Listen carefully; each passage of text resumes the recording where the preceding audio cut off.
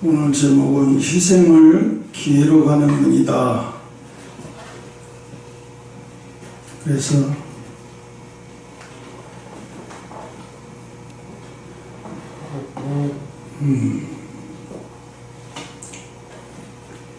이 오늘 말씀은 희생은 기회로 가는 문이다 라고 하는 제목, 또 다른 말로 얘기하면 사서 고생하는 길이다. 사서 고생하는 길이 하나님이 복을 받는 길이다. 하나님을 위해서 사서 고생하는 길. 그러니까 오늘 보면은 이 보아스가 이 룻의 가정에 이제 남편도 죽고 둘 다 시어머니도 남편 죽고 며느리도 남편 죽어서 돌아온 큰며느리하고 이 룻이 이제 그들이 가지고 있는 땅을 이제 팔았기 때문에 그 땅을 이제 돌려주는 작업을 이 보아스가 하고 있는 거예요. 그러면서 뭐라고 그러냐면 유대인의 전통에 의하면 사법적인 결정을 내리는 이 구성원이 있을 때는 10명이 필요해요, 장로들이. 그래서 장로들 10명을 앉혀놓고 이제 이 보아스가 이제 물으라 이런 얘기를, 기업 물으라는 얘기는 다른 사람에게 넘겨진 토지를 다시 사서 파는 사람에게 다시 돌려주는 거예요. 그러니까 그거를 누가 할 거냐? 보아스가 자기가 하겠다는 거예요. 그래서 저 사람들 아무도 하지 않으니까 내가 나서서 저들이 팔았던, 남편이 팔았던 노지를 다시 사서 내가 되돌려 주겠다. 그래서 이거에 대해서 이의 없지 않냐 이렇게 얘기하고 4장 8절에 보면 내가 너를 위하여 사라 하고 그 신을 벗으라 그랬어요. 신을 벗으라는 얘기는 자기의 소유권을 포기해라. 이제 너 이제 이거 네 거 아니야. 네가 돈 주고 샀지만 이제 네 거 아니야. 네가 이제 저 사람한테 도로 돌려줘야 되니까 내가 돈 주고 산 거니까 네 거 아니야. 그러니까 네가 모든 것을 포기했다라는 뜻으로 신발을 벗어라 이런 얘기예요. 그러면서 4장 10절에 아니하게 보아스가 과부와 룻이 결혼할 경우 이제 보아스가 이제 그 집 며느리와 결혼을 해서 아이가 태어나면 그 아이를 보아스의 호적이 아니라 그 죽은 남편의 호적에 올려서 그 아들을 삼으라는 거예요. 웃기죠? 그래서 대를 이어가게 만들어주는 거예요. 성씨를 예를 들어서 내가 보았으면 보아스 2세, 주니어 2세가 아니라 그 남편, 보아스의 전 죽은 남편의 성을 따라서 이름을 짓는 거예요. 그래서 그 전 남편의 죽은 아들로 이렇게 만들어 주는 거예요. 그래가지고 모든 소유권을 다 그 아들에게, 태어난 그 아들에게 다 상속권을 다 내어주는 거예요. 그래서 그 가문의 끊어진 가문을 다시 회복해 만들어주는 거죠. 다시 끊어진 관계를, 끊어진 이 가문을 다시 회복해서 만들어서 다시 그 가문이 다시 쭉 이어가게 하는 거예요. 그래서 이게 어떻게 보면 보아스가 예수 그리스도의 모형이에요.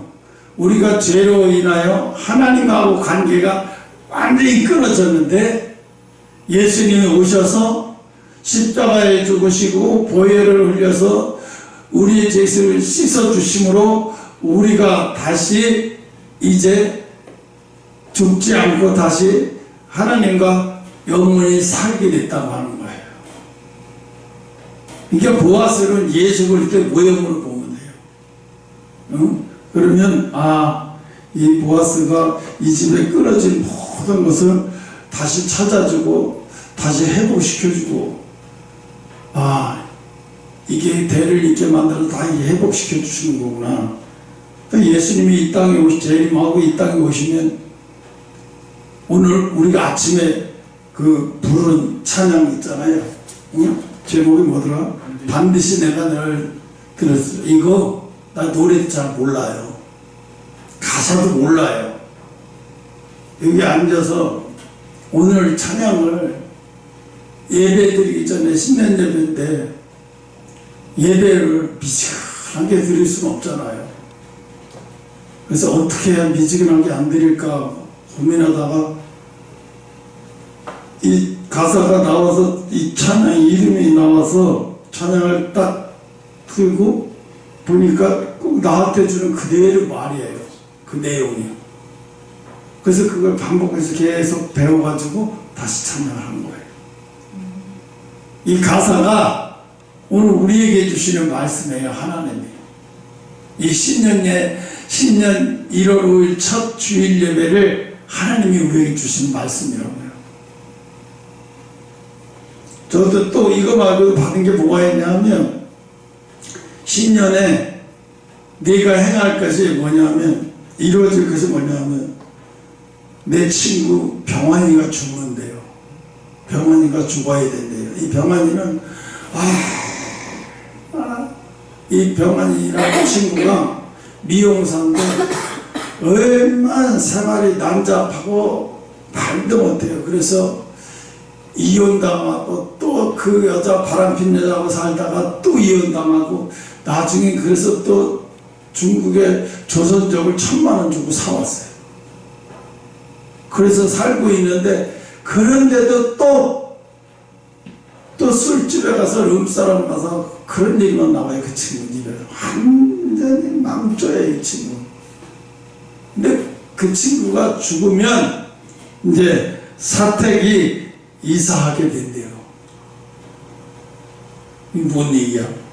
이 병환이 낳은 얜 세상 놈이고 완전히 맛이 간 놈인데 엉망진창으로 사는 놈이고 만등에 하나님도 없는 놈인데 왜 이놈이 죽든지 말든지 내가 무슨 상관이지? 근데 그게 아닌 것 같아요. 내가 아는 사람이잖아요. 가까운 사람이잖아요. 아마 이게 있어지고 이 일이 있어진 다음에 사택이 이사가게 될 거라고 말씀하셨어요. 음성으로 말씀하시고. 그래서 내가 너무 이상했어. 왜 하필이면 이병환이가 내가 왜 얘 죽는 걸 내가 알아야 되지? 처음에는 계속 내가 왜 얘 죽는 걸 내가 알아야 되지? 근데 이거는 그 상징이구나. 이렇게 하나님 없이 이렇게 살고 막 개판으로 하나님을 모욕하듯이 정말로 여자들을 갖다가 피눈물 나게 흘려가면서 그렇게 막 지저분하게 살고 있어요. 그 친구가 지금도. 그 친구를 빗대서 하는 말이겠죠. 그래서 하나님은 오늘 우리에게 이 룻기서를 주신 거예요. 룻이 이런 복을 받을 수 있었던 것은 룻기서에 이런 복을 받을 수 있었던 것은 뭐예요? 원인은 뭐예요? 그냥 며느리가 시어머니도 이제 시아버지도 없고 며느리도 이제 고향으로 다시 돌아간다 그러고 이분이 고향 돌아가봤자 정말로 재산도 하나도 없고 먹을 양식도 없는데 내가 굳이 이 사람하고 고향으로 돌아가봤자 내가 저 사람 먹여 살리려고 쎄 빠지게 고생해야 되는데 그걸 내가 왜? 그걸 내가 왜? 그리고 인간의 생각과 도리로 인간의 생각으로 볼 때는 누가 봐도 현명한 처사한 거예요. 그 시어머니 버리고 너는 어디로 새 출발해야 돼. 누가 봐도 그게 옳은 얘기고 이 세상의 논리를 보면 그게 맞는 얘기예요. 그죠? 그게 논리고 그게 맞는 얘기인데 이 며느리는 그렇게 하지 않았어요. 어떻게? 시어머니를 헤아려 버렸어요. 저분 남편도 없고 자식도 다 죽고 이제 며느리인 우리도 다 떠나면 저분 고향 돌아가봤자 뭐 먹고 살지? 저 사람 혼자 못 살 텐데 어떻게 버티네? 저 사람은 혼자서 분명히 돌아가면 어떻게 살지가 보이니까 내가 저 사람을 돌봐 먹여 살려야 되겠다. 이게 뭐야? 내가 저 사람의 십자가를 내가 져줘야 되겠다는 얘기예요. 내가 저분의 십자가 내가 져주면서 저분을 먹여 살리지. 내가 저분의 십자가를 안 져도 상관없어요. 안 해도 상관없는 거예요. 하나님이 야단치고 책망하고 법적으로도 하나님 법으로 볼 때도 아무 상관이 없어요. 근데 이 며느리는 그렇게 안 했어요. 그동안 시어머니가 어떤 분이었던 너무나 잘 알고 있고, 이분이 하나님을 섬기는 진실한 사람이고 신실한 사람이라는 걸 잘 알고 있어요. 그런데 이분이 가도 얼마나 가난에 허덕이면서 얼마나 고통받으며 살지를 아니까 그래도 함께 해야 되겠다. 저분이 얼마나 오래 살지 모르지만 저분과 함께 해야 되겠다. 저분이 고통을 당해도 내가 같이 당해주고 같이 힘들어주고 같이 해줘야 되겠다. 이건 뭐예요? 사소고생을 하는 길로 간 거예요. 사소고생. 오늘 보니까 새벽에 한남동 한남초등학교 그쪽에는 사실은 민노촌 그쪽에 집회를 하기 때문에 옆으로 한남초등학교 입구 쪽에는 있으면 위험해요. 또 그쪽은 안 해도 상관이 없어. 왜 거기서 그러는지. 저쪽 시내시 대표 하는 거기로 같이 모여서 집회하고 그쪽은 안 해도 되고 굳이 거기서 그럴 필요가 없어요. 또 저 사람들 부딪혀갖고 나중에 큰일이 생길 수도 있으니까. 근데 나중에 저들은 누구지? 시내시 대표도 걱정을 하는 거예요. 왜 이분들을 여기에 굳이 여기 그때가 새벽이었어요. 새벽 6시 좀 안 됐어요. 어떤 노인네가 저체온증으로 기절해 버렸어요. 그러니까 어떤 사람이 인공호흡을 하는 거예요. 저체온증이니까 막 다리 저리 묻히면서 막 하니까, 그리고 구급대 빨리 부르라고 막 하고 있는데 신혜지 대표가 지나가다가 왜 노인들을 이런 데서 밤새게 만들면 어떻게 대책 없이 모래도 깔고 이렇게 하고 추우니까 따끈따끈하게 수시로 먹어가면서 할 수 있게 만들어야지. 이렇게 무적장의 이 무대포를 왜 여기서 이렇게 하는 거예요? 여기는 안 해도 되는데. 참 이해할 수 없는 사람들이네 참. 그래서 속상해하면서 빨리 구조대 부르라고 해서 가더라고요. 저들이 누군가 해봤어 했더니 파주에 있는 운정참전교회라고 써요. 그 교회 성도들이에요. 그 교회 목사님이 그 교인들 다 데리고 저쪽에서 집회하는데 이쪽에서 끌고 와서 거기서 하고 있었다가 이제 나머지 다 가고 나머지 그것들만 거기서 상당히 내가 볼 때 저렇게 위험한데.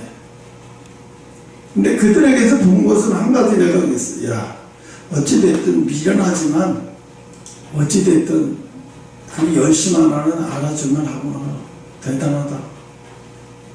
그 밤새도록 오뎅국이라도 마셔가면서 그 추위를 그렇게 조금 식혀가지 아무것도 주는 사람도 없고 거기서 그냥 이거 은박지 같은 걸 이렇게 덮으면 바람도 좀 덜 그런 거 아무것도 준비도 안 돼 있고. 그러니까 한마디로 말하면 사서고생하는 거예요. 왜 그러니까 신의 대표 왜 사서고생을 해?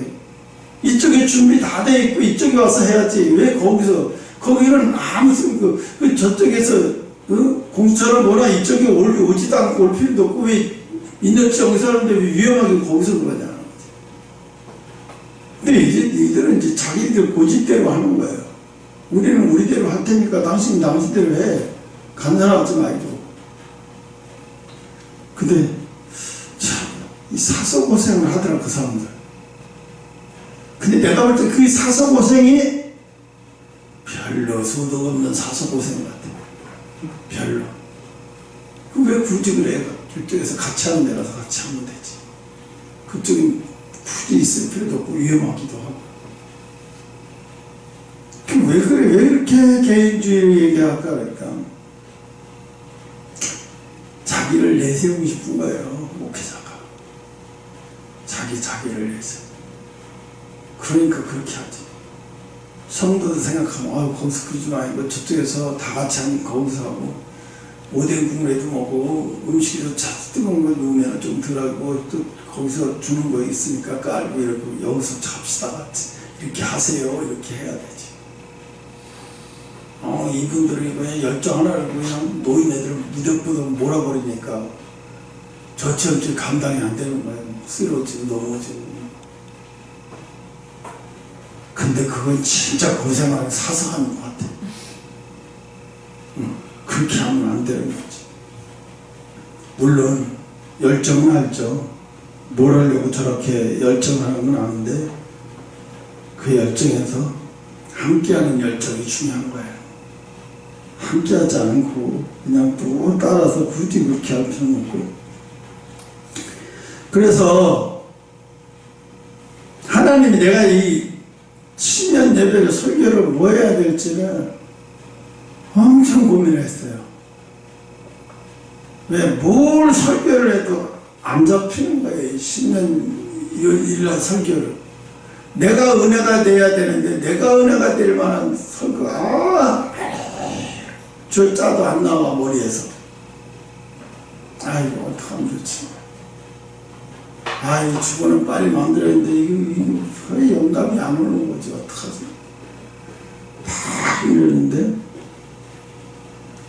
갑자기 이 말씀이 떠올랐어. 느낌 말씀이 떠올랐어. 뭐가? 하나님이 나한테 위로를 팍 주는 거예요. 넌 지금 사서 고생하고 미련해서 사서 고생하는 것 같지만 그 고생이 헛된 게 아니라 그 고생이 헛된 게 아니다. 이거를 전율처럼 막 내 몸이 찌릿할 정도로 오는 거예요. 이거구나. 이 말씀을 주셨네. 이 말씀을 전해야 되겠네. 그러니까 신년 1월 5일 첫 설교가 그래 누가 봐도 미련한 짓이지. 바보 같은 여자지. 남편 죽고 시어머니도 재산 하나도 없고 과부가 된 시어머니를 뭘 모시려고 뭘 쫓아가겠다는 거야. 종교도 다른데. 종교도 다르잖아요. 이방 여자예요. 며느리가요. 종교도 다르고 완전히 다른데 굳이 왜 그걸로 가겠다는 거예요. 이 사람은 뭘 봤어요? 죽은 남편을 생각하고 시어머니를 생각한 거예요.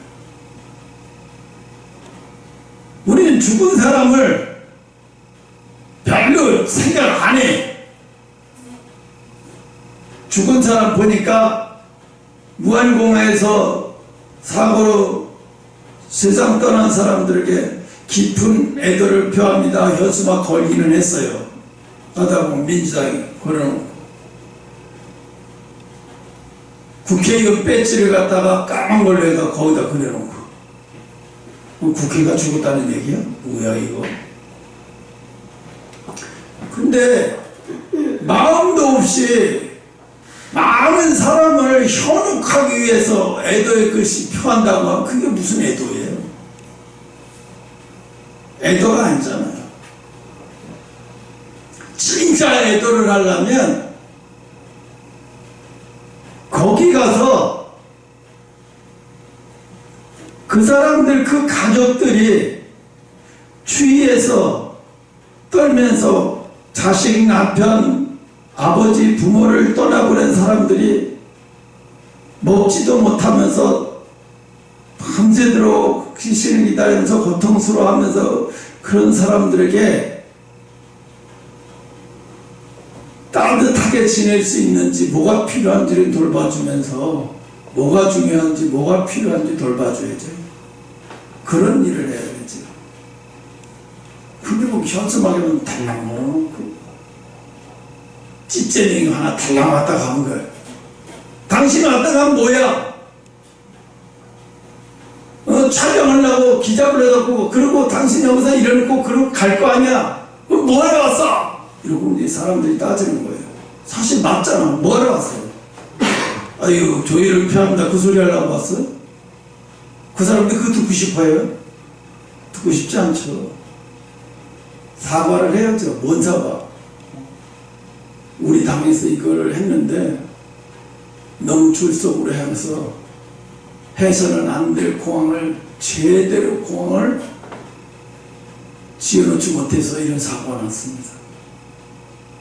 철저히 원인 규명해서 밝히고 다시 재차 이런 이렇게 뭐가 잘못된 다시 들여다보겠습니다. 그런 얘기는 안 해요. 그런 얘기는 안 해요. 자기들이 잘못했다는 절대 안 해요.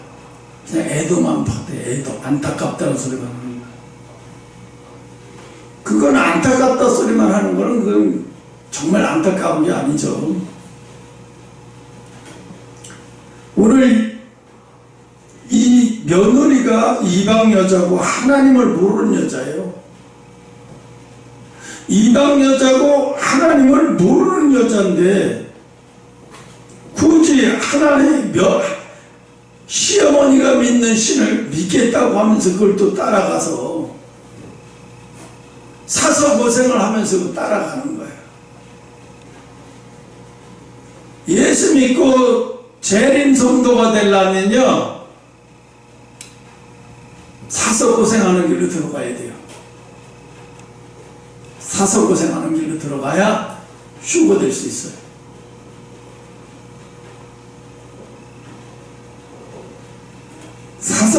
사서 고생하는 길이라는 거 뭐예요? 성령의 역사, 성령이 기뻐하시는 일이에요. 이 여자가 지금 하는 행동이 얼마나 갸륵하고 죽은 영혼도 생각을 하고, 비록 남편이 지금 죽고 없지만 그 남편의 죽은 마음까지 헤아려가면서 시어머니가 당할 고난을 생각하면서 그 고난을 내가 보살펴 주겠다고 하는 생각으로 계산 이런 거 저런 거 안 따지고 남들이 나를 욕하든 말든 그런 거 상관없이 죽은 남편을 생각하고 시어머니를 생각하니까 그냥 저버릴 수가 없는 거예요. 그래서 따라가서 그 시어머니를 돌보기 시작해요. 무슨 땅이 있어서 뭐 열심히 일궈서 뭐 해갖고 시어머니를 돌보는 것도 아니고 남의 밭에 가서 이삭 줍기 위해서 시어머니를 돌보는 거잖아요. 이 거지 같은 생활을 하는 거잖아요. 비참하게 그지없고 손가락질 나갈 수도 없고 엄청난 그 비참하게 그지없는 생활이에요. 아유, 저 집에 하나님 믿다가 떠났더니 재산도 다 잃어버리고 저 집안에 남자 씨가 많아서 대가 끊겨버렸대. 남들이 볼 때도 저주받았나 봐, 저 집에. 완전히 정말로 그 따가운 눈초리와 시선도 견디기가 힘들어요, 사실은. 보통 사람은. 그런 상황이 견디기가 힘든데도 이 며느리는 그런 거 생각 안 해요. 죽은 남편이 내 남편인데 남편이 죽었다고 시어머니가 내 시어머니 아닌 거 아니에요. 당신이 어디를 가든 내가 같이 갈 거예요. 사서 고생하는 길을 택해요. 사서 희생하는 길을 택해요.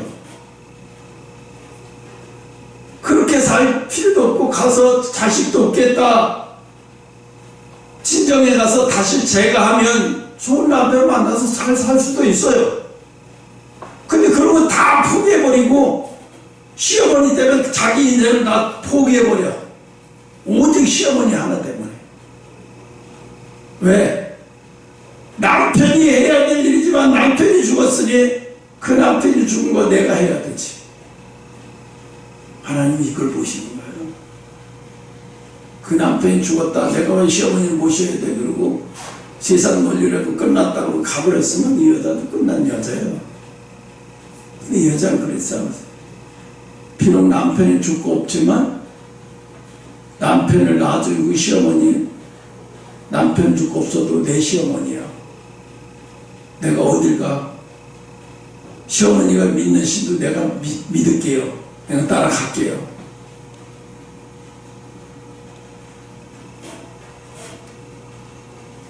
보통 이거는 우리가 그냥 성경으로 이 많이 읽어서 그렇죠. 이 상황을 보면요, 도대체 그 동네에서 그렇게 하면서 못 살아요. 거기서 가뜩이나 뭐 자기 땅이 있어서 읽어서 사는 것도 아니고, 나의 밭에 뭐 배추 뽑았어 나무 찌꺼기 배추 하나 얻어오고, 무밭에 가서 나무 있으면 조그만한 무 하나 얻어오고, 깨밭에 가서 깨 떨어졌으면 깨 주워오고, 옥수수밭에서 옥수 떨어지면 옥수 하나 같은 거예요. 벼이삭 주워오고, 뭐 이렇게 저렇게 해가면서 시어머니를 봉양하는 거예요. 하나님이 보시는 이 여자가, 이 며느리 여자가 이 보통 하나님의 성품을 가진 게 아닌 거예요. 하나님은 비록 이방 여자지만 이 여자가 보통 하나님을 기쁘게 하는 성품을, 이건 여지까지 이스라엘 백성에 이 정도 하나님을 기뻐하는 성품을 가진 자가 없었어요. 하나님 너무 기뻐하셔서 보아스를 통해서 이 가정을 다시 살리기 시작하는 거예요. 살리는 것으로 끝나냐? 살리는 것으로 끝나지 않잖아요. 그걸 통해서 이새가 나오잖아요. 다윗의 아버지.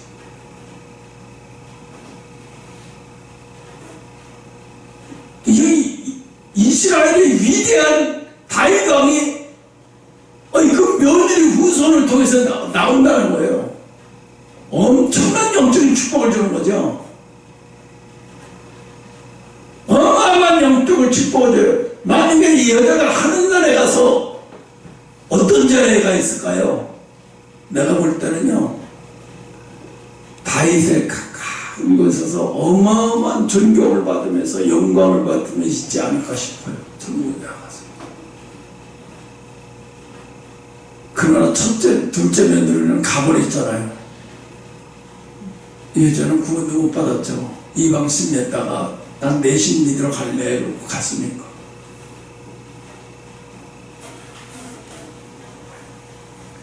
하나님은 우리를 뭘 보시는 거예요? 마음을 보시는 거예요. 마음을. 올해 여러분 2025년 올해의 시작이 여러분 이런 마음으로 시작해요. 이 며느리 이 그런 심령으로, 직장에서도 그런 심령으로 일을 하고, 교회에서도 그런 예배를 그런 심령으로 참여하고, 모든 것을 그런 심령으로 들여다봐요. 이미 죽고 없는 사람의 마음까지 다 헤아릴 정도면 이 사람 수준이 상당히 경제 이런 거예요. 법적인 책무를 물어보면 남편 죽었으니까 떠나도 시어머니 며느리 관계 아무 상관도 없고, 누가 욕할 것도 아니고 아무것도 아닐 거예요. 그냥 끝난 거예요.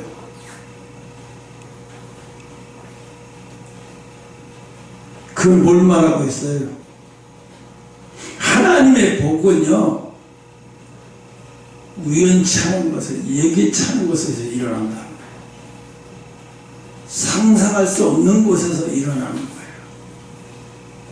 제가 어젠가 한남동 거기에 국민의힘 국회의원이 어제는 12명이 왔더라고요. 12명이 와가지고 이제 이들이 하는 일이 보통 큰 일이 아니라는 것을 그들이 눈치챈 거예요. 눈치챈 사람만, 그 90명, 80명 눈치챈 사람이 겨우 12명이에요. 이 사람들이 달려왔어요. 그 밤 12시 넘었는데도. 근데 나머지는 뭐라 그래요? 거기 있는 사람 중에서 국회 나머지는 뭐라 그러냐면, 거기 동조한 세력들을 책임을 물을 거래. 아직도 정신을 못 차린 거예요. 아직도 못 보고 있어요. 아직도 세상을 순진하게 보고 있는 거예요. 에이씨, 지금의 시대가 어느 시대인데 부정선거가 어디 있어? 말도 안 되는 소리 하고 있어요. 에이, 대통령 당선됐잖아. 십몇만 표 가지고 겨우 이겨갖고 대통령 당선된 거 보면 몰라? 그거 누가 봐도 그거 정말로 선거가 치열했다는 걸 볼 수 있잖아. 부정선거는 무슨 부정선거야? 쓸데없는 소리 하고 있네. 아직도 저들을 만만히 보는 거예요. 중국을 만만히 보고 민주노총에 있는 공산 세력들을 우습게 보고 있는 거예요. 만만히 보고 있는 거예요. 순진에 빠져가지고, 너무 순진에 빠져가지고 형편없는 거예요. 몰라도 한참 어린아이 같아. 너무 순진에 빠지니까 이 사람들은 싸울지도 몰라요. 싸워야 할 때 싸울지도 몰라요. 여러분, 싸울 때 싸워야 되잖아요. 죽고 살기로. 악을 두고 막 죽고 살기로. 옛날에 신년부터 이런 얘기하면 미안한데, 꼭 니네 엄마가 꼭 지금의 국민의힘당 같아. 자기 남편이 바람핀 거잖아요. 그래서 내 가정이 깨지고 내 가정이 잘못하면 큰일 나게 생기는데, 그렇게 하지 마. 오히려 그 여자 편에 들어서서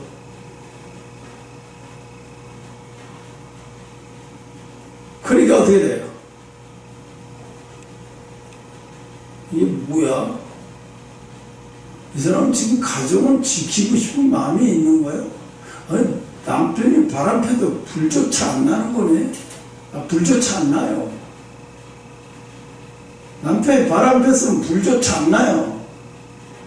불이 나면요, 거기서부터 못 견디죠. 그 여자 보면은요, 네가 내 가정을 깨려고 이 어린 년이 어디 있어 이러고 막 뺨을 때리고 막 머리카락 잡고 해야 되는데, 에이, 안 해요. 가정은 누가 지켜요, 그럼? 너희 고문까지 다 돌아서서 이미 수명이로 마음이 다 향하고 있는데 가정은 누가 지켜요? 가정 지킬 사람이 없어요.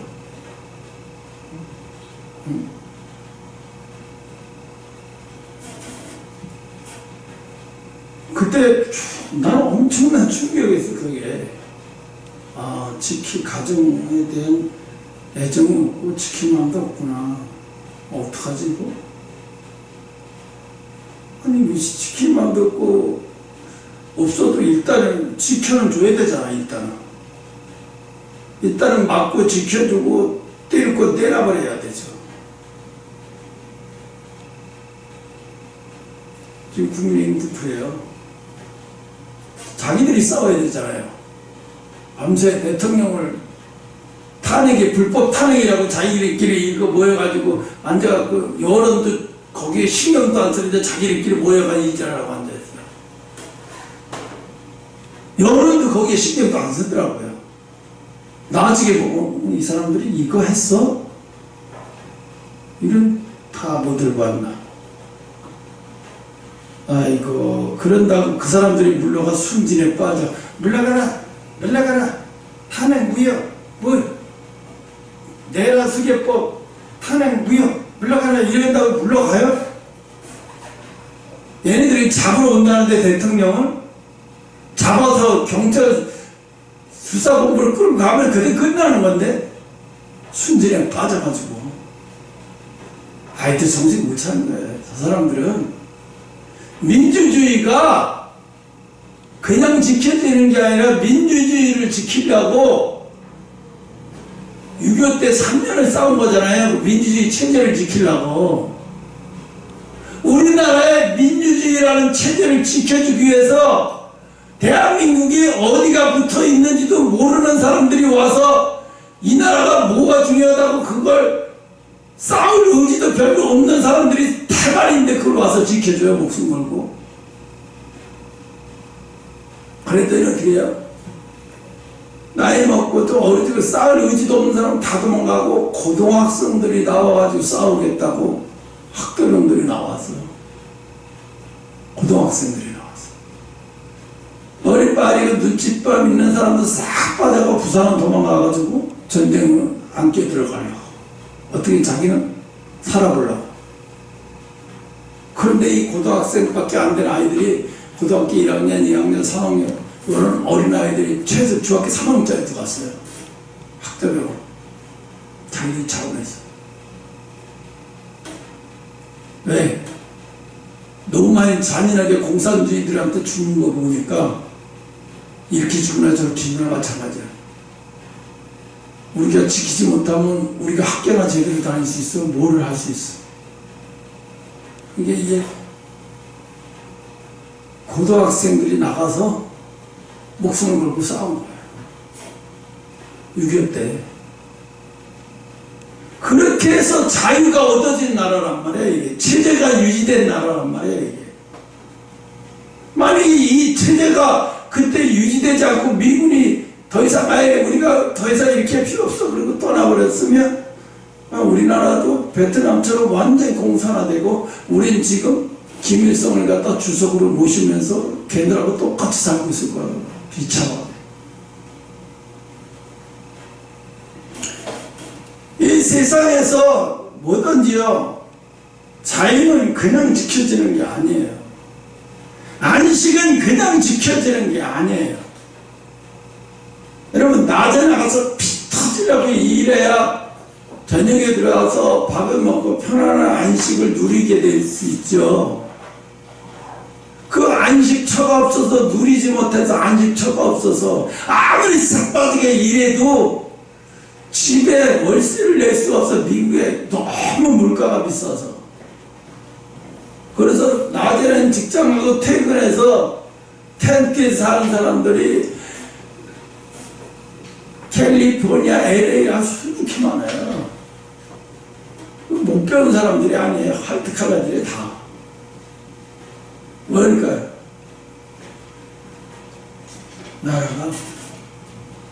나라가 무질서로 빠개들고 가면서 물가는 천정부지를 쏟아가면서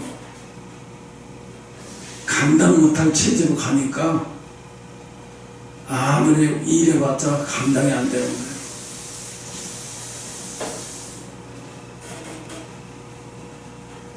지금 우리나라도 마찬가지예요. 기아자동차 거기 생산직으로 들어가는데 기아자동차 생산직으로 들어가는데 500대 1이에요. 대학 교수도 기계공학과 나오고 뭐 할 때는 막 전자시스템 하고 나오고 막 공부 엄청나게 하는 애들이 그런 애들이 거기 들어. 왜? 연봉이 막 1억 5천씩 막 되니까. 그리고 뭐 수당이 좀 많이 나와요. 그리고 차차 월차 연차 수당에서부터 뭐 하여튼 나오는 게 엄청나게 많고. 정말 그러니까 거기 들어가기가 얼마나 공무원 하려면 누가 공무원에 거기 들어가지. 그러면 난 처음 알았어. 거기 들어가는데 500대 1이라는 거야. 경쟁률이. 서울대 들어온 애들 고대 연대 수북해요. 거기 들어가려고. 이거 못 들어가요. 너무 경쟁이 치열하고 세서 500명 중에서 하나 들어가는데 그런 귀족 노조들이 그 자리에 대물려요. 당신은 500대 1을 뽑는 게 아니라 이미 뽑을 놈은 정해놨어. 그래 놓고 500명만 그냥 모집한다고만 해놓는 거야. 그리고 이미 이렇게 해서 그 노조 후손 뭐 자식이나 뭐 이런 데는 다 꼬여가지고 그런 애들만 다 들어가. 그럼 나중에 알고 보면 우리는 아예 그냥 들러리만 한 거지 너희들 뭐 이력서나 뭐래 이렇게 해서 한 번도 해본 적도 없어. 애초에 뽑을 생각도 없었던 거야. 뽑으려면 정해져 있던 거죠. 회사에서 이걸 강력하게 못해요. 노조 힘이 너무 강해버리니까. 그러니까 어떻게 돼요? 부에 대물림만 하는 거예요. 거기서 일하는 사람들은 나중에 자식들도 거기 들어가고 뭐 며느리도 거기 들어가고 이런 식이다. 응? 대한민국도 엄청나게 망가진 거예요. 말도 못하게 망가져 버렸어요. 하나님이 2025년도 우리에게 주시는 말씀을 여러분은 어떻게 됐는지 모르겠지만 나는 엄청난 일을 받았어요. 이 말씀을 주는 순간부터 너무 감사했어요.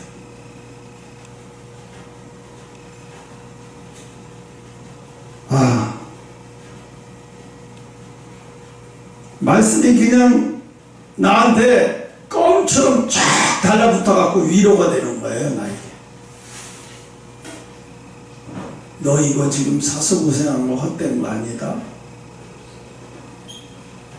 너 지금 사서 고생하는 거 헛된 거 아니다. 어저께 정광훈 목사님을 엄청 띄우는 거예요. 사람들이 띄울만도 하죠. 어떤 분이 국회의원인가 누구 어떤 분이 나와서 그래요. 정광훈 목사님이 없었으면 여기까지 오지도 못했다. 이미 자기 대통령은 이재명으로 가버렸고 이미 벌써 끝나버렸다. 그 욕을 먹어봤는데도 끄떡 안 하고 남이 뭐라 그러든 2단 3단 뭐 빤스 목사님 엄청나게 욕을 하고 무슨 알박기를 하니 뭐 별소리를 다 해도 그냥 끝까지 저기 할 길을 간 거예요. 뭘 봤어요? 왜 자기 편한 일 내버려두고 엄청 욕먹고 막 삿대일 당하고 피드 시점에서 이 파렴치를 뭐라 그러냐면 그 MBC인가 KBS인가 뭐 어디서 토론을 하는데 정광훈 목사를 왜 사람들이 이렇게 존경하는지 모르겠대. 정광훈 목사님 한번 만나본 적 있냐 이러고 막 이랬는데 그래서 나는 자기들이 그래요. 뭐라고 얘기해요? 정광훈 목사라는 사람을 입에 대기도 싫고 그 사람을 목사님이라고 부르는 자체도 싫대.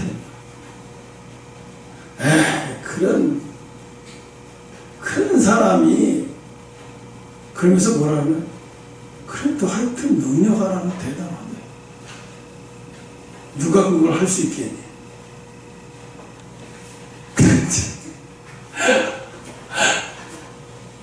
아니 그 많은 따라오는 사람들이 바보라서 따라가요?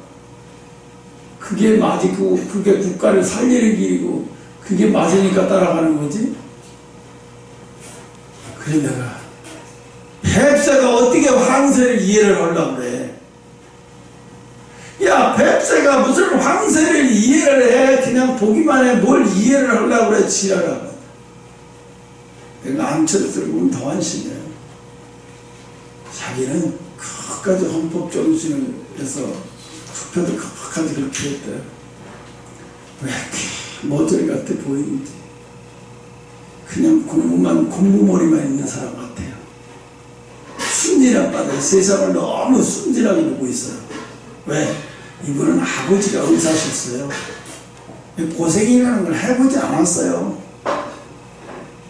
이재명이라는 사람은요 소년공이었어요. 기계에 빨리 들어가서 손이 이렇게 돼가지고 한쪽이 이렇게 기형화가 됐어요. 장애 판정 받았어요. 진짜로 밑바닥에서부터 굴러먹은 사람이에요. 이 세상을 막 다 씹어버리고 싶고 원수처럼 여기는 사람이에요. 그런 사람인데, 그런 사람이 권력을 갖고 있는데 그런 사람이 호락호락할 사람 같아요? 한동훈 같은 것도 바보죠. 다 놀아나는 거예요. 이재명이 하는 말에 다 놀아나는 거예요. 무수한 사람들이 다 놀아나고 있잖아요.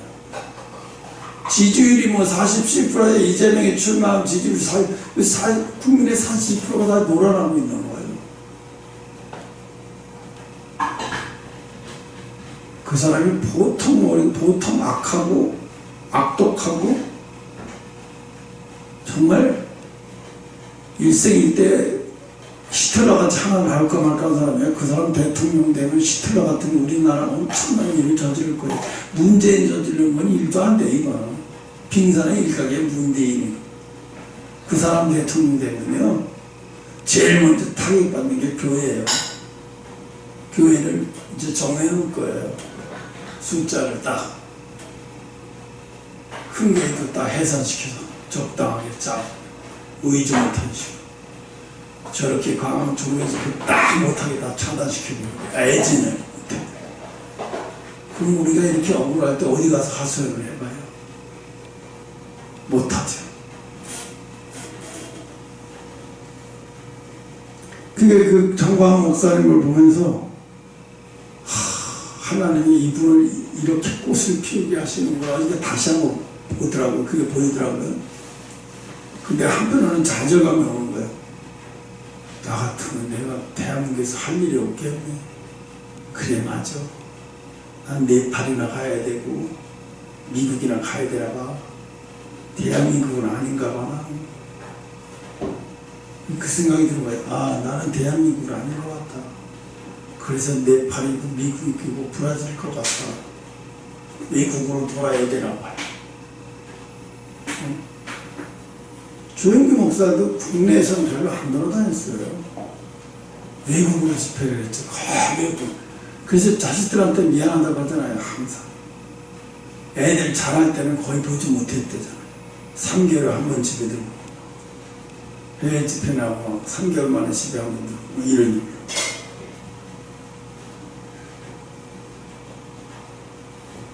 여러분, 사서도 고생할 수 있는 길이 있다면 그거 하세요.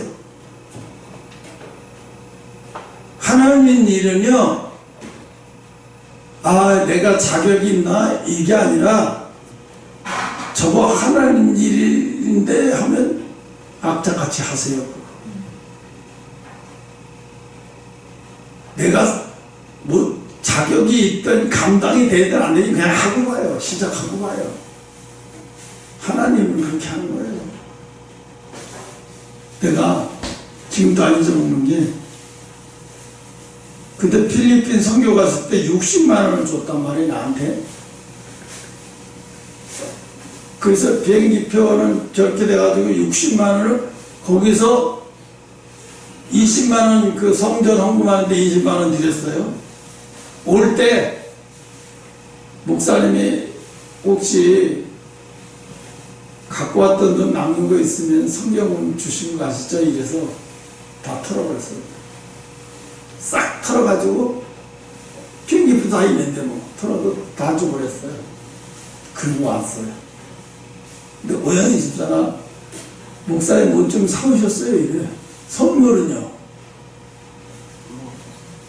그때는, 지금은 안 통하지만 그때는 됐어요. 파인애플을 그 어떤 필리핀 교회에서 이거 가져가라고 줘서 그냥 갖고 들어왔는데, 세관에서 기포세관에서 이렇게 통화시켜주더라고. 다음에 이거 갖고 오지 마세요. 그거 통화시켜줘. 그래 줬더니 아이고 실망하더라고. 집사님 다 똑같았어요. 집사님, 내가 성교 갔지 뭐 놀러 갔어요? 그럼 거기서 다 주고 와야지. 그러면 선물 사러 거길 왜 가요? 아니, 그럼 후진 나라에 뭐하러 선물을 사? 여기서 사서 그냥 주지. 아니, 나를 보낸 이유가 뭐야? 선물 사오라고. 올 때요, 버스비 나왔어요, 버스비. 그게 한동안 서운해 하더라고. 그래 나도 마음이 괴로웠어요. 내가 너무 심했나? 그래서 막 괴로워하고 있는데, 그리고 나서 한 3, 4개월 지났나? 선교회 목사님이 나한테 전화 왔어요. 여기 한양대학교인데요. 뭐뭐 서류 좀 가지고 오래. 왜요? 홍전사님 차를 좀 주고 싶다고 얘기해서. 누가요? 한양대학교 의과대학교 교수님인데, 이 차는 10만 킬로 몇 됐는데 스텔라인데 새 거래요. 쓸만한데요. 고장 하나도 없대요. 키로수도 많이 안 돼요. 그거 왜 날 주세요? 목사님 타시지 그랬더니, 아니 내가 전사님 얘기를 할 때는 전사님 드리고 싶대요. 그러니까 오세요. 그래서 갔어.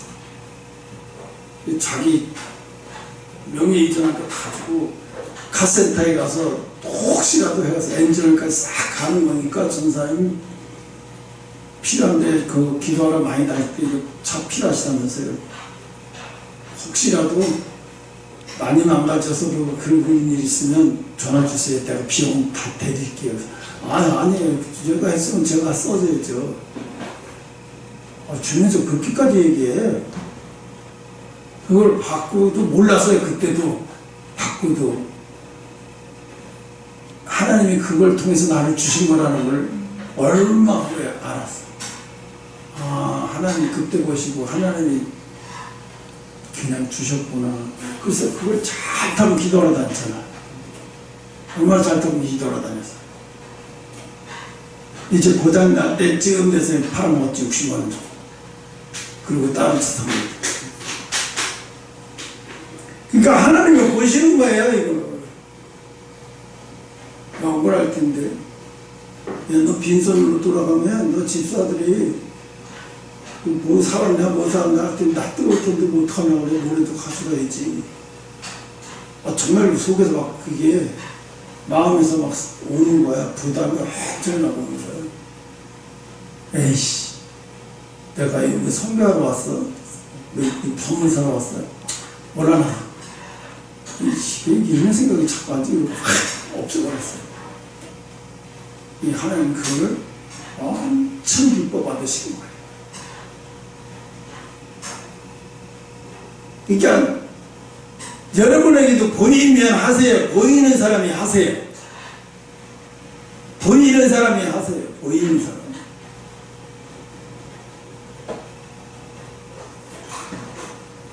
너네 아빠한테는 강제로 뺏은 거예요. 하나님이 강제로 뺏어서 한 거예요. 그 대신 몇 배를 주신 거잖아요. 몇 배가 뭐야? 강제로 뺏어서 주신 거지. 그런데 하나님의 공식에 이게 이 며느리는 정말 누가 봐도 바보짓을 하는 거잖아요. 자기 친정 부모들이 참 미쳤나. 남편 죽었으면 자식 도는데 와서 좀 있다가 좋은 사람 만나 다시 제가 하지. 말라 비틀었다 무슨 의리야. 말라 죽은 의리야. 씨. 남편도 죽었는데 무슨 시어머니 모시겠다고 저 미친년 정신 나갔냐 막 이러고 욕하는데, 아마 내가 생각에는 친정 식구들이 너하고 말 안 해. 너 담싸버렸을 것 같아요. 꼴 보기 싫어서. 그렇잖아요. 재산 나눠고 남편도 죽고 재산 아무도 없는데 거기 혼자 가서 시어머니를 동양에서 모시고 사겠다는데 친정 식구들이 얼마나 열받겠냐고요. 너 안 볼 거야. 우리 믿는 신들인데 또 개종까지 하고 너 다시는 안 볼 거야.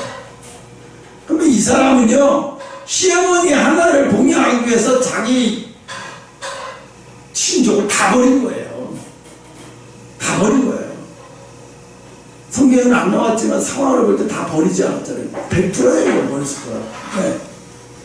그쪽 친정 식구들이 미치겠어요. 얘 딸을 시집보내 자살한 일찍 죽어가지고 애도 없이 다시 제가 시키면 되지. 너 미쳤니? 네가 그 집에 몸종이야? 이러고 막 사람들이 이 세상에 보는 시련 따위를 여러분이 이기지 못하면요, 이 마지막 때는 시련, 세상의 시련 따위, 시선 따위를 이기지 못하면 환난 통과가 어려워요. 예영이 그 성경에 환난을 통과하는 거는요, 다니엘이 환난을 피해간 게 아니라 환난을 통과했잖아요. 불속에도 들어가서 살아나서 나오고, 사자굴에도 들어가서 살아서 나오고, 그 환난을 통과했잖아요. 그 통과하도록 누가 있어요? 하나님이 함께 했기 때문에 그 환난을 마지막 때 우리 재림 시대의 신앙도 우리가 환난을 피해가서 우리가 다 그런 게 아니라 환난 속에서 우리가 살아날 수 있도록 하나님이 우리 지켜주는 거예요. 그래서 그 환난을 통과하게 만들어서 3년 6개월 버티면 죽을 것 같은 거예요. 뭐 요즘에 많이, 특히 많이 그래요. 이제 환난의 문이 열렸다. 환난의 문이 열리는 시기에 거의 다가왔다고 얘기해요. 난 무척 겁나고 두려웠어요. 왜? 생각보다 대한민국의 환난이 빨리 열리는 거 아닌가. 이게 이재명이가 만약에 이렇게 이게 전화해 대통령이 됐다면 우리 끝난 거예요. 이게 환난의 문이요. 그냥 완전 있는 대로 다 열리는 거 그냥 지옥문이 열리는 거예요, 이거는. 응? 김정일, 김일성 주석의 노력을 폐하하면 안 된다, 폄하하면 안 된다네. 미친. 그 북한 주민들이 그 새끼들 때문에 얼마나 많이 굶어 죽은, 아사 굶어 죽은 사람이 그 1000명 가까이 되는데 그게 할 짓이냐고. 그게 할 수, 그런 놈인데요. 뭐 완전히 포섭이 돼서요. 모든 이 목줄을 북한에서 다 갖고 있는 거예요. 그러니까 이런 소리를 하지 못해요, 이런 소리.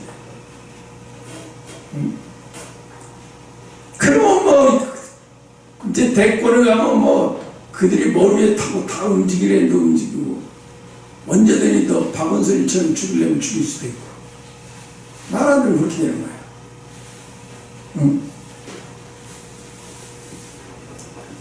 그 좌익이었던 기자, 김용호인가 무슨 기자가 있어요. 그 기자가 우익으로 넘어오면서 깨달아가지고 우익으로 넘어왔는데 사람들이, 그쪽에 있는 사람들이 얼마나 끄집어가지고, 허물 끄집어내가지고 결국 이 사람 호텔에서 사서 죽었잖아요. 근데 그분이 살아있을 때 좌익, 내가 좌익에서 못 나왔고 이렇게 해서 그 내용을 봤어요. 와, 이 사람 독립투사 하다 갔구나. 그래도 버티냐 하지, 자살까지. 얼마나 고통스러웠으면 그렇겠냐고. 기자까지 한 사람이 깡다구가 없었겠어요. 주변에 백도 없었겠어요. 그런데 그게 다 무용지물이었으니까. 걔네들 그렇게 만들어요. 한번 자기네 배신한 사람 끝까지 쫓아가서 죽을 때까지 목을 졸라요. 잔인하게 주변까지 다 잘라서. 그게 무서운 거예요. 응? 그래서 하나님은 우리에게, 여러분에게 오는 희생의 기회를 물 건너가듯이 그냥 지나쳐 보이지 말라는 거죠.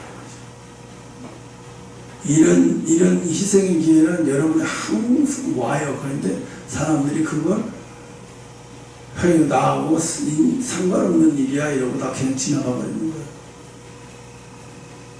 만약에 정광훈 목사가 에이 우리 교회 상관없는 일이야, 우리 교회는 성전 짓기만 짓고 내가 물려주면 됐지, 내가 앞으로 살면 뭐라고 살겠어, 그러고 자기들이 성전 짓는 일에만 집중하고 이랬으면요 어떻게 됐겠냐고요. 내가 왜 그 치사한 소리 들어가면서 그래야 돼 이러고 이랬으면 정말 생각하고도 싶지도 않죠. 그래서 이 여자는 이 며느리를 보면은요, 극도의 좌절의 자리를 가고 있어요. 와, 그런 자리를, 와, 어떻게 그걸 자기 스스로 들어가지? 어떻게 자기 스스로 들어갈지.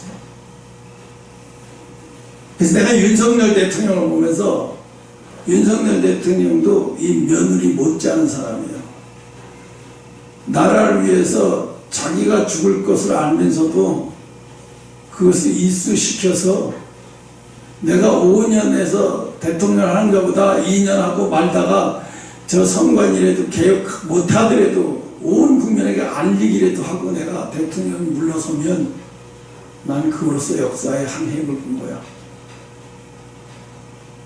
웬만한 대통령 같으면 이렇게 맷집 좋은 대통령 없어요.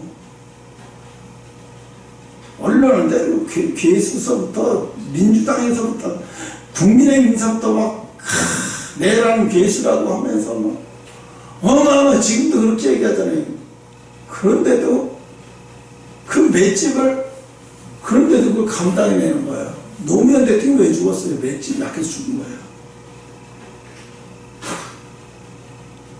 아마 노무현 대통령도 그때 민주당에서 버리지 않고 끝까지 노무현 대통령 품으면서 막 할 수 있게 해줬으면 노무현 대통령 자살은 안 했겠어요. 근데 어떻게 했어요? 열민국에 다 돌아섰잖아요. 당이 다 돌아서 그랬어요. 보수로 가버려서. 제주도 해군기 기지건설 뭐 이렇게 막 하면서 막 다 돌아서 버렸어요. 미국 한번 갔다 오더니 다 돌아서 버렸어. 그래도 내가 노무현 대통령 위대하다고 생각하고 그래도 나라를 위하는 길이 이거라면 너희들이 날 버려도 내가 버림당해도 상관없어. 내가 대한민국 대통령이지 너네 대통령은 아니잖아. 그분이 맷집이 상당히 강했으면 좋았을 텐데 아쉬웠던 사실이에요. 지도자가 이 희생의 이름으로 갈 수 있는 사람들은요 맷집이 강해야 돼요. 따가운 시선 뭐 이런 오는 세상적으로 오는 것들 정말 민망하고 이런 것들을 다 감당해내는 거예요. 왜 자유통일당 난 알았어요. 한 사람도 당선 안 될 거. 그래서 안 그랬어요. 당선도 한 사람도 안 될 텐데 뭘 저렇게 옷까지 다 입추기 돈을 너무 많이 쓰는 거 아니야? 이랬어요. 왜? 하나님의 뜻을 알기 때문에 당선이 되면 안 된다는 걸 알기 때문에. 근데 저분들은 최소한 5명 이상은 당선될 거라고 엄청을 했는데 한 사람도 당선이 안 되는데 다 떠나버렸어. 선거운동했던 사람들 다 떠나버렸어. 아예 이쪽 보지도 않아. 그 사람들은 하나같이 뭐라고 생각했어요? 에이 이거 정광 목사 꼴 좋다. 하나님이 함께 조합고 있네. 한 명도 당선이 안 되는데 무슨 그래도 아무리 공작좀 지금 뭐 선관위에서 조작을 해도 하나님 그거 가서 한 사람도 당선 못 시킨단 말이야. 하나님 없는 사람이구나 이러고 얼마나 시선이 따가웠겠어요. 정말로 이분도 폭주저 앉았어요. 집에서 몸 아파 내비려다 누가 찾아 전화도 받지마 귀찮다. 그러니까 나중에 장로하고 비수들 와서 귀찮게 목사님 이러시면 더 병나요. 빨리 차에 타세요. 이러면 안 된다니까요. 엘리야에게 까마에 가서 천사를 버리서 너 여기서 이러면 안 된다니까. 일어나라고요. 강제로 이렇게 하고 태워가지고 조영기 목사가 참배하고 김중원 목사가 참배하고 하면서 막 이렇게 하면서 이분을 침체에 빠지지 못하도록 옆에서 막 이렇게 만들어버리는 거예요. 그게 혼자서는 힘들어요. 그 어마어마한 중압감잖아요. 시선이 교인들이 보는 것도 민망할 정도의 시선이. 그걸 이겨내는 게 그게 맷집이에요. 그러니까 이 희생의 길로 간다는 거는요, 남들이 볼 때는 다 저 맛이 가고, 야, 신앙생활을 저렇게 해. 아니, 순리대로 하다가 좀 이렇게 즐기면서 하다가 신앙생활 즐기면서 하고 스님들이 하다 가지.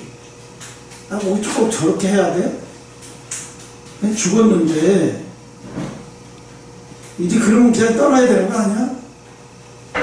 사람들이 얼마나 그 이삭죽 옆에 앉는 사람들이 얼마나 수군거리고 손가락질하면서 그게 배고픈 것도 그게 더 힘들었을 거예요.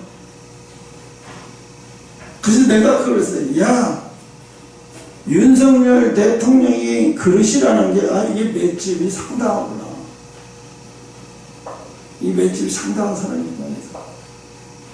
그릇이 큰 사람은요, 웬만한 맷집 가지고는요, 그것도 안 하는 사람이에요. 그게 그릇이 큰 사람이에요. 이 수신장님 봐봐요. 역적으로 몰려가지고 감옥에 가 있어요. 그랬으면, 야, 너 지금 나라가 위협하니까 네가 나가서 싸우라. 싸우긴 뭘 싸워요? 내가 사기도 다 그거 아주 간대. 내가 뭐 싸울 힘도 없고요. 난 이제 그런 거 관심 없어요. 그리고 끝났을 거예요. 근데 이순장은 어떻게 했어요? 전열을 가다듬죠. 전열을 가다듬죠. 다시 나에게 하늘의 기회를 줬어. 나라를 다시 찾고 나라를 위해서 싸울 수 있는 기회를 줬어. 맷집을 키우는 거예요. 그릇이 뭐냐? 그릇은 그거예요. 이거 희생의 길, 아무나 이런 길을 갈 수 있을 것 같아요. 맷집 강하지 않으면 못 가요. 이거.